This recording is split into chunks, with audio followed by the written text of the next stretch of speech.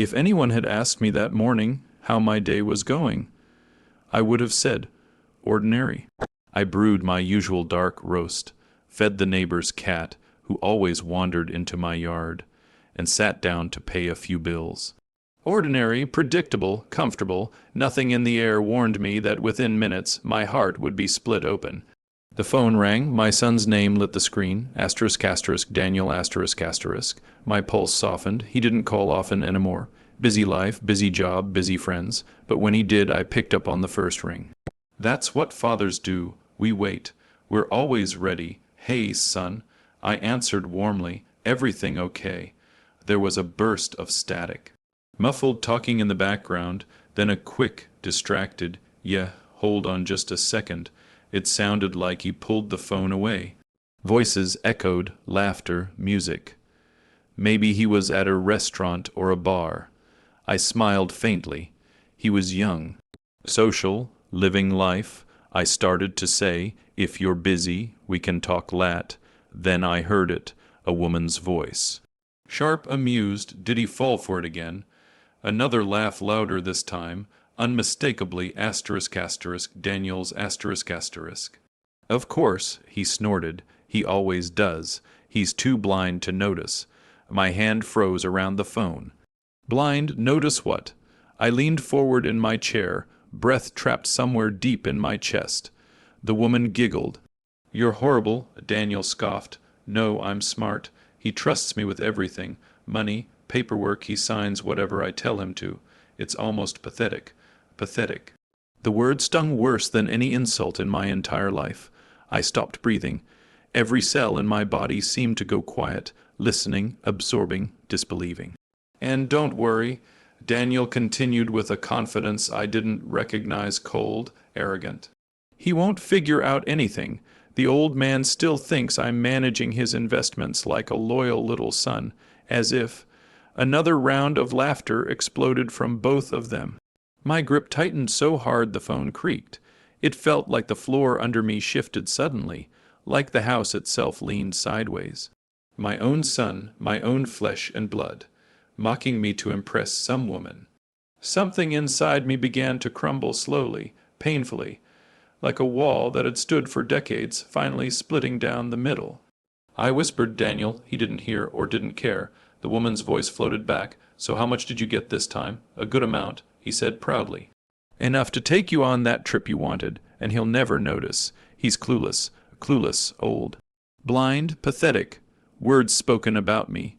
By the boy I raised alone. By the boy whose diapers I changed, whose homework I helped with, whose nightmares I chased away in the dark."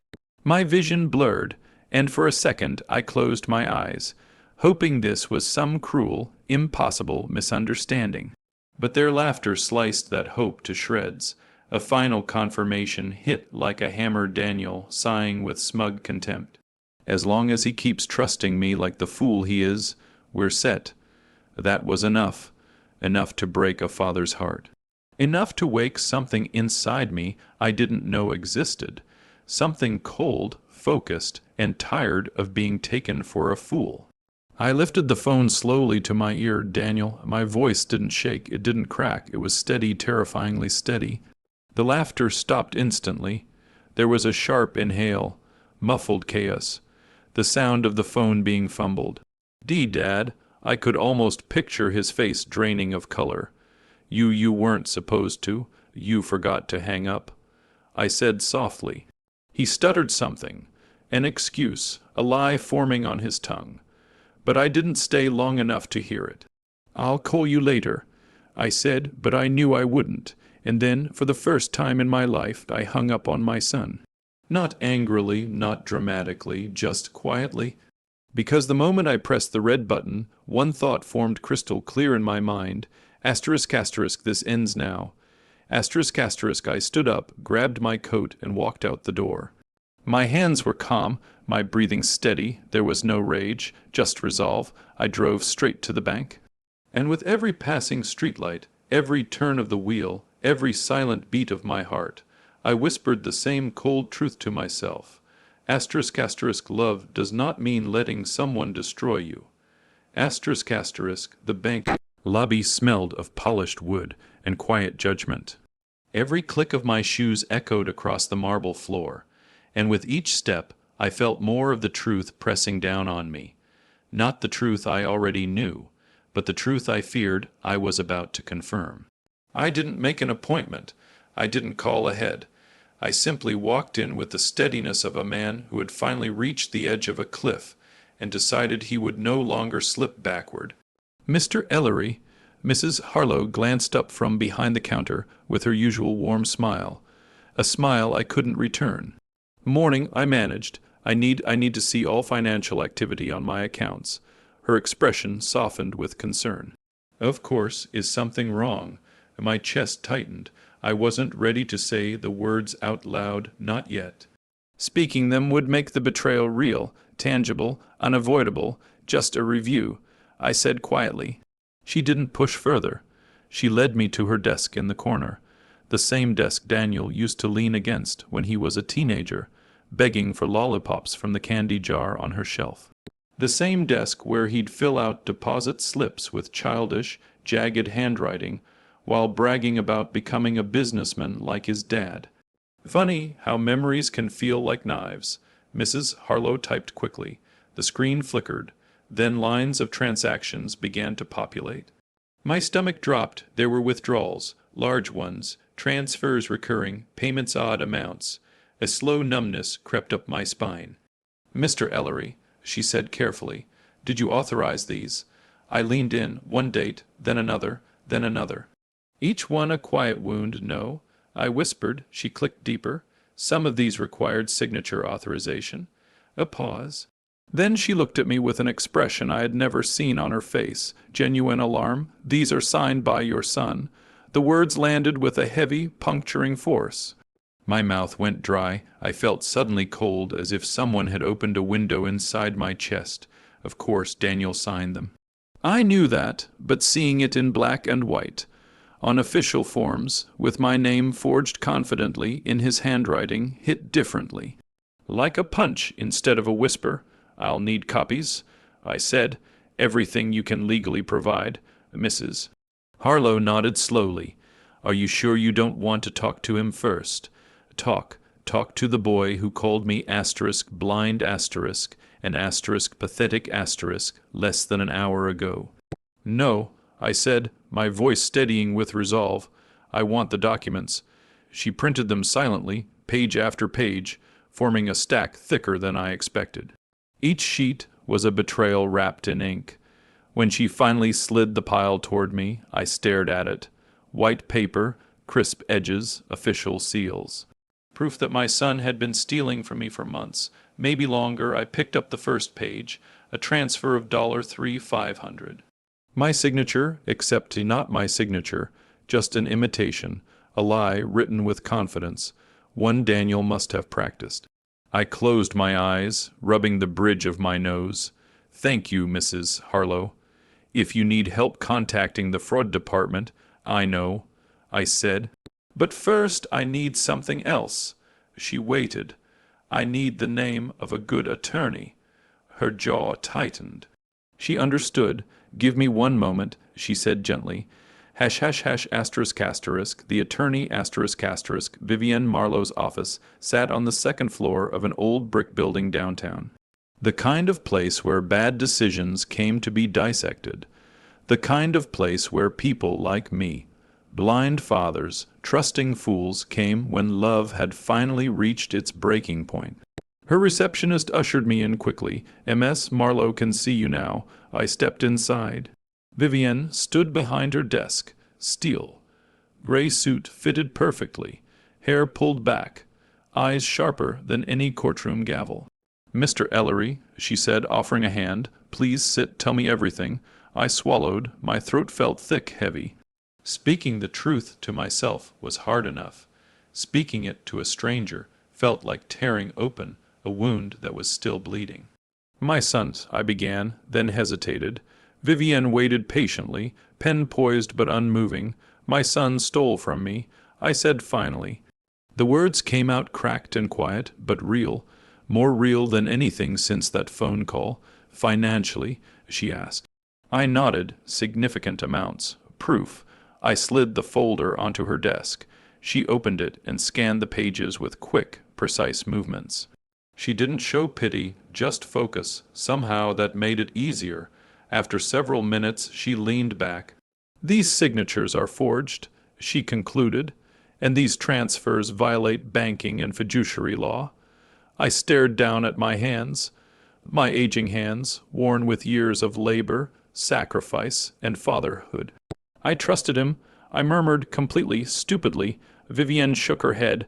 Trust isn't stupidity, betrayal is. The sentence pierced through me.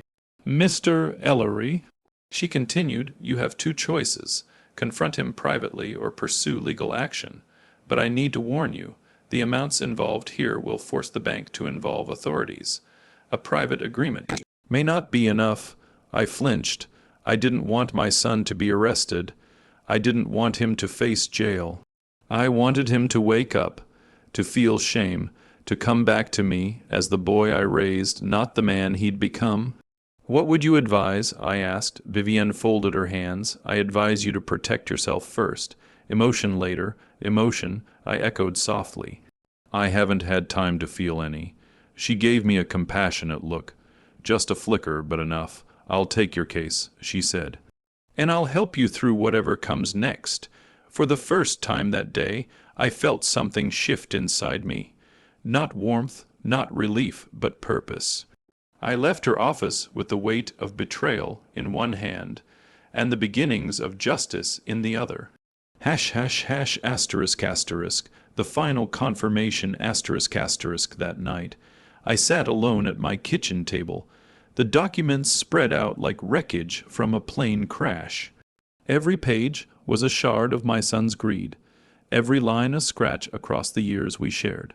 I replayed the call in my head, the mocking laughter, the casual cruelty, the betrayal disguised as confidence. By midnight, I understood something painful but undeniable. Asterisk, this wasn't a moment of weakness from him. It was a pattern, a plan, a willingness to hurt me for personal gain. Asterisk, I folded the documents into a neat stack, placed them back in the folder, and exhaled slowly. Tomorrow, the real battle would begin. Tonight, I allowed myself only one moment of grief. A single tear dropped onto the top page, falling right over my forged signature. My son had taken my trust. Now I would take back everything else. I had always imagined storms as flashes of lightning, thunder cracking the sky open, rain pounding against windows. But the storm that arrived in my life came quietly wrapped in envelopes, signatures, and legal language. No thunder, just consequences. 3 days after meeting with Vivienne Marlowe, the lawsuit was ready. A stack of papers that felt heavier than bricks. Charges, asterisk, fraud, forgery, unauthorized access, financial abuse, asterisk. Against my own son, Vivienne adjusted her glasses, scanning the final page. It's time, she said gently. My stomach twisted. He won't expect this. No, she said, he expected you to stay silent. That truth stung deeper than any insult Daniel had spoken. Asterisk, the serving asterisk Daniel was served the papers on a Thursday morning. I knew the moment it happened, because my phone began vibrating repeatedly with calls from him. I didn't answer. He came to my house instead, banging on the door with fists full of confusion and rage. Dad, he shouted, open up. We need to talk. I took a slow breath, steadied myself, and opened the door only a crack. He stormed inside without invitation. What the hell is this? He demanded, thrusting the envelope toward me. You sued me, your son. His voice ricocheted off the walls. I stood still, too calm, maybe, and watched him unravel. You're out of your mind, he hissed. You didn't need to do this. My eyes narrowed. Then what should I have done? Pretend nothing happened. Ignore the theft, the lies, the recordings. He froze. He had forgotten about the call, or hoped I had. His jaw flexed. You don't understand. No, I cut in. I understood perfectly. You called me blind, Daniel, pathetic. A fool. You laughed about stealing from me, that woman. She doesn't matter, he snapped. You're blowing things up for no reason. No reason. The words trembled out of me, not with fear, but with disbelief. Withdrawing my life savings, forging my signature, draining the accounts I built for your future. That's no reason. He looked away, stiffening defensively. You always had plenty. Ah, there it was, entitlement, justification, a slow, poisoning mindset that had been growing in him for years. And I had never seen it. Or maybe I refused to see it. You're doing this because you're angry, he said. You're emotional, Dad. Be rational. We can fix this privately. We can't, I said.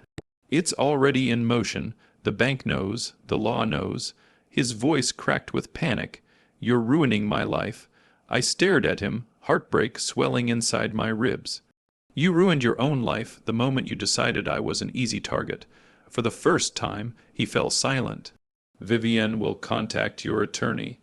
I said quietly, from now on, communication goes through them, not through me. He swallowed hard. So that's it. You're choosing some lawyer over your own son. I closed my eyes, inhaled deeply. I'm choosing myself. Something I should have done a long time ago. He stared at me, stunned, furious, but also beneath it all afraid. Good. Fear meant reality was sinking in. He left without another word, slamming the door so hard the frames on the wall rattled. And when the house fell silent again, I allowed myself one long exhale. The storm had begun.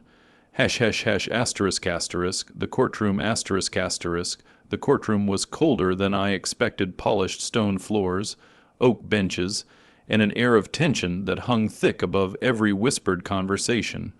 Daniel sat across the room with his attorney, shoulders tight, jaw clenched. His eyes darted to me once, briefly, a mixture of desperation and resentment flickering through them. My heart twisted, but not enough to break. Vivienne leaned toward me. Stay calm. Truth is on your side. Truth. A strange, heavy comfort. The judge entered, and the room fell silent. The proceedings began. Daniel's attorney attempted charm first, then sympathy, then excuses. He believed he had his father's permission. He thought he had authority to manage the accounts. There was no malicious intent. Vivienne stood, poised and sharp. Your Honor, we have signatures forged. We have transfers initiated from unauthorized locations. We have recordings of the defendant admitting deceit. She played a short clip. Not the entire phone call, just the part where Daniel said, asterisk, asterisk, he's too blind to notice. Asterisk, asterisk, the words echoed across the courtroom. Daniel shut his eyes as if hoping he could block out the sound. I sat still, no expression, no reaction. Just stillness inside. I felt a strange mixture of grief and justice, intertwining into something bittersweet. Vivienne continued, this was not a misunderstanding. This was a calculated act. The judge listened, expression unreadable, but the evidence spoke loudly. Every forged signature, every withdrawal, every arrogant word from that accidental call. When Daniel was asked to speak, he stammered through excuses. I needed help financially. I assumed my father wouldn't mind. It wasn't intentional. The judge cut him off enough. The gavel struck softly but firmly. I have heard sufficient evidence. My pulse thudded in my ears. The moment hung suspended, heavy as a storm cloud ready to break. The judge's voice fell like a verdict from the sky. Asterisk, asterisk, ruling in favor of the plaintiff, full restitution, reimbursement of all stolen funds, transfer of business ownership back to the father. Additionally, penalties and damages are imposed due to the fraudulent nature of the actions. Asterisk, asterisk, Daniel's face drained white. I didn't smile. I didn't celebrate. I simply nodded. Justice wasn't triumph. It was closure. Hash, hash, hash, asterisk, asterisk, the aftermath, asterisk, asterisk, outside the courthouse. Reporters buzzed with questions, strangers whispered, and Daniel stormed past me without a glance. Vivienne placed a hand on my shoulder. You did the right thing. Did I? A part of me still wondered. A part of me still grieved, but when I looked up at the sky, gray, heavy, on the verge of clearing, I realized something. This wasn't revenge. This wasn't punishment. This was survival. For the first time in years, I felt the weight lift from my chest. A storm passing, a clarity returning, and I walked away from the courthouse, not as a defeated father, but as a man reclaiming what was his. The storm was over, but the sweetest part of the revenge, the quiet peace, was still to come. The courthouse steps felt different beneath my feet on the day the ruling was finalized. Not lighter, no, not yet, but steadier. For months, I had walked like a man carrying the weight of his own son's betrayal on his back. Now, finally, that weight had shifted, not gone, but no longer crushing me. Justice had been done. Inside the courtroom, Daniel had remained rigid, jaw locked, eyes burning with resentment and disbelief. He didn't look at me when the judge issued the final order. He didn't speak when his attorney whispered to him. He didn't even glance my way as he stormed out. And strangely, that was the first moment I realized something. Asterisk, my revenge didn't require him to see me win. My revenge was simply living free of his deception. Asterisk, the sweetest revenge is peace. Asterisk, the quiet that followed asterisk. It took weeks, long, quiet weeks for life to settle back into a rhythm. The bank accounts were restored. The business documents were returned to my name exclusively. Penalties were paid. Lawyers closed their files, but emotional wounds healed differently. Every morning, I woke up expecting a phone call from Daniel. A snarl, a tantrum, another accusation that I had ruined his life. But the silence stretched on. At first it hurt. Then it felt like relief. Finally it felt like freedom. I started noticing small changes. The house felt calmer. My meals tasted fuller. Sleep came easier. For the first time in years, I wasn't waiting for a disaster disguised as my own child. Asterisk, the world without him, asterisk. One afternoon, I returned to my workshop. My sanctuary long before Daniel was born. Sawdust dusted the floors. Wood shavings curled in soft arcs. Tools rested exactly where I left them. The place was still peaceful, no demands, no lies, no forged documents slipping under my door.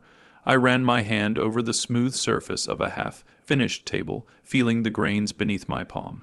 This was mine, my craft, my life. I had forgotten how good it felt to build something real, not by trusting someone else, but by trusting myself. Vivienne called to check in a few times. "How are you holding up?" she asked. I surprised myself with my answer. Better than I expected. Because once the storm clears, even broken skies feel beautiful. Asterisk. The apology asterisk. It came 3 months later. A soft knock on my front door, hesitant, unfamiliar. I opened it expecting a delivery or a neighbor. Instead, I found Daniel. He looked nothing like the confident young man who had once bragged about manipulating me. His clothes hung loosely on him. His face was unshaven. His eyes, once so full of arrogance, were hollow, rimmed with exhaustion. "Dad," he whispered, "please can we talk?" There was no anger in his tone, no entitlement, just a trembling of regret. I stepped aside and let him in. He walked slowly, like a man approaching a grave he wasn't sure he could stand over. Then he sat on the edge of the couch and put his head in his hands. "I'm sorry," he whispered. "I don't know what happened to me. I was stupid, greedy. I let people influence me. I thought I deserved more. I thought—" His voice cracked. "I thought you'd always forgive me." I sat across from him, not beside him. "Not yet, Daniel," I said softly. "You didn't just make a mistake. You made choices, repeatedly." He winced. "I know, you mocked me." I continued, "Stole from me, lied to me, and you enjoyed it." He broke down then, silent tears dripping onto his hands. "I know," he repeated, "and I hate myself for it. I closed my eyes for so long. I had prepared myself for anger, bitterness, confrontation. But seeing my son like this, shrunken, stripped of ego, filled me with something else entirely, sadness. Not for what he did, but for the man he had become, and the painful road he now faced to rebuild. I stood and walked toward the window, staring out into the golden light of the late afternoon. "I forgive you," I said. He inhaled sharply, but I continued, turning back to him. "Forgiveness does not erase consequences, and it does not return trust that has been shattered." Daniel nodded slowly, tears streaming down his face. "I don't expect you to trust me," he whispered. I needed to say I'm sorry, and I needed to hear it," I replied. For a long moment we sat there, father and son, separated by a canyon the size of his choices. Then Daniel stood, wiped his face, and walked toward the door. "Thank you," he said quietly, "for not slamming the door in my face. I hope you find your way," I said. "But your journey isn't mine to carry anymore." He nodded, and then he left. Hash, hash, hash, asterisk, asterisk, the sweet revenge, asterisk, asterisk, once he was gone. The house settled into stillness again, not empty, not lonely, but peaceful. My revenge wasn't seeing him punished. It wasn't collecting the money. It wasn't winning the case. My revenge was reclaiming my life. Reclaiming my dignity, my independence, my self-worth. The sweetest revenge wasn't what happened to Daniel. It was what happened to me. I healed, slowly, quietly, and fully. For years I lived in the shadow of a boy I raised, believing love meant sacrificing parts of myself. But now I understood. Asterisk, asterisk, love requires boundaries, respect, truth. Asterisk, asterisk, and the moment Daniel violated those, he lost the privilege of the version of me who would have forgiven anything. I walked out into my backyard, breathing in the cool evening air. The sky above was streaked with gold and lavender, a reminder that even after the darkest storms, the sun finds its way back. And I whispered, not to Daniel, not to the past, but to myself, "You did the right thing, not out of vengeance, not out of spite, but out of self-love, and that truly, asterisk, asterisk, was the sweetest revenge of all." Asterisk, asterisk.